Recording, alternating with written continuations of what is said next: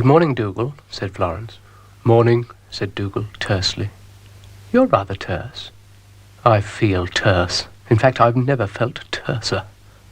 "Why, what's the matter?" said Florence. "Well, I was woken up this morning by some terrible jangling thing. I feel jangled. I'm never at my best when I'm jangled.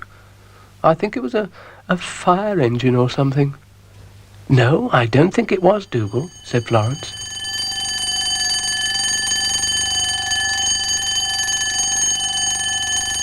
That's it, screeched Dougal. "Definitely it." "An alarm clock," said Florence. "Alarm clock?" said Dougal. "Sounds more like Big Ben gone mad." "Really? Now, what's it doing now? Huh?" The alarm clock was trying to speak. "What's it saying? "I'm not sure," said Florence. "Well, tell it to go and alarm someone else," said Dougal. "It's very pretty," said Florence. "Thanks very much," said the clock. "But what's the use of being pretty if you can't wake anyone up? "True," said Florence.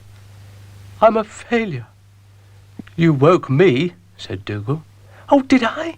Did I?" said the clock. "Yes, you did," said Dougal. "Oh, good," said the clock. "You see," said Florence. "Yes, good." "Good? Good? What's good about it?" said Dougal. "Now, Dougal, steady." "Steady? I'm exhausted. And I shall go and get some sleep." "Don't start that again. Do not start that again, or I shall lose my very considerable temper. All right? I thought I made myself clear. Now, Dougal. It's all right for you. You're human. But dogs need their sleep. Good night." "Now, don't worry about him," said Florence. "I'll find you someone else to wake up." "Try a snail." "Who?" they said. "A snail. Someone calling me. Someone calling me. Me. Someone calling me. Good morning, good morning. Everyone up bright and early?" "Oh, did I say something?" "You're always saying something, great oaf. You've hurt its feelings. Look, I just wanted to wake someone up," said the clock tearfully. "Well, we'd like to help," said Florence.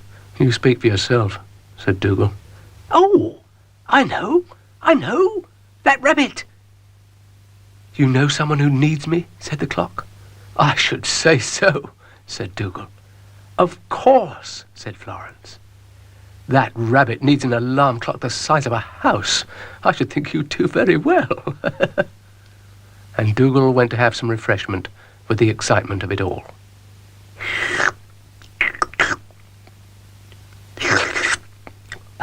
"Dougal?" Yes. "Now, where's that rabbit?" Florence called Zebedee. "I'm glad you called," said Zebedee, "because it's time for bed." "Hoist with my own petard," sighed Florence. "What?" said Dougal.